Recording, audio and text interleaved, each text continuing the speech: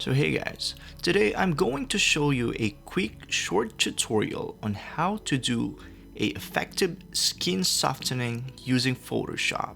So we're going to begin with this picture by using these effective filter tools. So without further ado, let's begin.